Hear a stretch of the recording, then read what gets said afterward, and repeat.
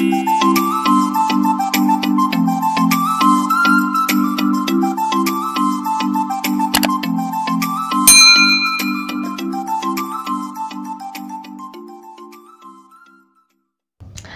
semuanya, balik lagi di channel aku, Mita Kartika. Oke, jadi di sini aku mau bahas analisis regresi berganda, gitu ya guys. Jadi tujuan analisis regresi berganda ini untuk mengetahui ada atau tidaknya pengaruh variabel bebas atau variabel X terhadap variabel terikat. Kalau uji T bertujuan untuk mengetahui ada atau tidaknya pengaruh secara parsial atau mandiri yang diberikan variabel bebas atau variabel X terhadap variabel terikat. Kalau uji F bertujuan untuk mengetahui ada atau tidaknya pengaruh secara simultan atau bersama-sama yang diberikan variabel X terhadap variabel terikat atau variabel Y. Sedangkan koefisien determinasi berfungsi untuk mengetahui berapa persen pengaruh yang diberikan variabel X secara simultan terhadap variabel terikat atau variabel Y-nya. Kemudian perumusan hipotesis. Di sini ada 3 karena contohnya itu variabel X-nya itu ada 2 dan variabel Y-nya itu 1. Kalau misalkan kalian variabel X-nya itu ada 3, berarti hipotesis 3-nya itu terdapat pengaruh X3 terhadap Y. Dan H4-nya atau hipotesis 4-nya itu baru terdapat pengaruh X1, X2, dan X3 terhadap Y. Gitu ya guys, tinggal sesuaiin aja. Nah, di sini tingkat kepercayaannya itu 95%, alfa sama dengan 0,05. Dasar pengambilan keputusan yang pertama uji T nih. Jadi apabila nilai signifikannya itu kurang dari 0,05 atau nilai T hitungnya itu lebih besar dari T tabel, maka terdapat pengaruh variabel X terhadap variabel Y. Begitu juga sebaliknya, kalau misalkan nilai signifikansinya itu lebih besar dan nilai T hitungnya itu lebih kecil, ya nggak terdapat pengaruh ya guys. Nah, untuk perhitungannya itu T tabel sama dengan T alfa dibagi 2, perbandingannya itu N min K min 1, jadi 0,025, 30 dikurangin 2 dikurangin 1, 30 ini tuh jumlahnya, 2 ini variabel independennya, dan dikurangin 1, jadi kan 28. Nah, lihatnya itu ini. Oke, maksudnya 27 ya guys. Jadi lihatnya itu di 0,025 ini DF27 yang ini. Jadi nilainya itu 2,05183. Tapi biasanya aku ambil 3 angka di belakang koma. Jadi 2,051. Kemudian uji F. Jadi apabila nilai signifikansinya itu kurang dari 0,05 atau nilai F hitungnya itu lebih besar dari F tabel, maka terdapat pengaruh variabel X terhadap variabel Y. Begitu juga sebaliknya, kalau nilai signifikansinya itu lebih besar dari 0,05 dan nilai F hitungnya itu lebih kecil, ya nggak signifikan gitu ya guys, nggak terdapat pengaruh maksudnya. Nah, kemudian di sini rumus F tabelnya itu F K dibanding N min K. Jadi K-nya itu jumlah variabel independen, N-nya itu jumlah respondennya. Jadi kan nemu 28 kan, 2 sama 28. Nah, kita lihatnya itu di yang ininya itu 2 karena jumlah variabel independennya itu 2 dan di sininya itu 28. Sesuai dengan perhitungan tadi yaitu 3,34 kan. Nah, ini nilainya kan 3,34.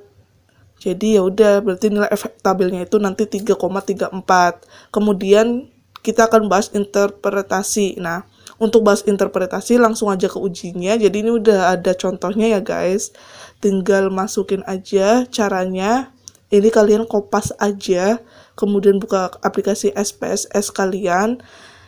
Nah, di sebelum paste di sini tulis aja X1, X2 dan Y seperti biasa. Di sini judul kalian itu apa gitu.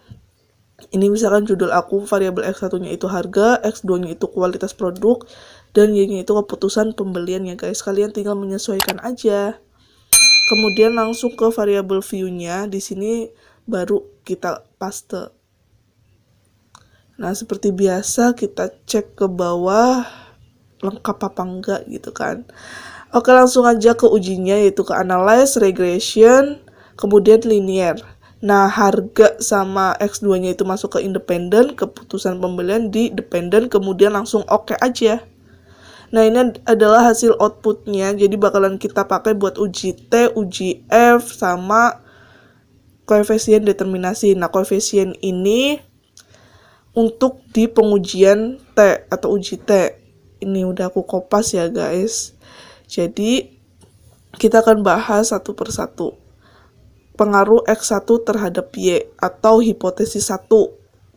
Gitu kan. Jadi di sini diketahui nilai signifikansinya itu 0,896. Jadi lebih besar kan dari 0,05, dan nilai T hitungnya itu di sini 0,131, kurang dari yang 2,051 nih guys, yang tadi perhitungan ini. Nah, T tabelnya itu kan 2,051. Otomatis kan nilai T hitungnya itu kurang dari T tabel. Jadi kalau misalkan ini kan termasuk ke begitu juga sebaliknya kan, otomatis variabel X1 terhadap Y itu tidak terdapat pengaruh gitu ya antara variabel X ke variabel Y-nya gitu. Jadi kesimpulannya itu kayak gini guys, bahwa hipotesis 1 ditolak, yang berarti tidak terdapat pengaruh antara variabel X1 terhadap variabel Y. Gitu ya guys. Kemudian di sini pengaruh X2 terhadap Y diketahui nilai signifikansinya itu 0,001 kurang dari 0,05, dan nilai T hitungnya itu 3,607 lebih besar dari 2,051, sehingga dapat disimpulkan bahwa H2-nya itu diterima, yang berarti terdapat pengaruh antara variabel X2 terhadap variabel Y-nya. Nah, kemudian di uji F, kita itu di hasil outputnya itu lihatnya itu yang ANOVA ini. Kemudian udah aku paste di sini.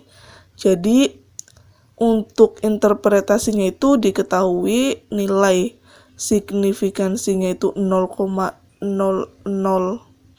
kurang dari 0,05, dan nilai F tabelnya itu 6,553. Yang ini ya guys, tulis aja 0,553. Jadi 6,553 ini kan lebih besar dari 3,34 ini kan ya guys. Tulis aja di sini lebih besar dari 3,34. Sehingga dapat disimpulkan bahwa H3 atau hipotesis 3 diterima, yang berarti terdapat pengaruh antara variabel X1 dan X2 terhadap variabel Y-nya. Gitu guys. Kemudian di sini ada koefisien determinasi. Cara interpretasinya juga gampang banget. Ini kita lihat di model summary-nya. Kita tuh lihatnya tuh di R square-nya guys.